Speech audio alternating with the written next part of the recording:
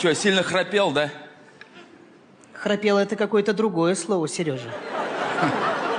Ты издавал такой звук, как будто бы товарняк с металлической посудой мимо нашей спальни проезжает. Как будто бы лавина на духовой оркестр упала. Как будто бы медведь рычит и срет одновременно, Сережа. Я понял. В микрофон, Сережа. Я понял.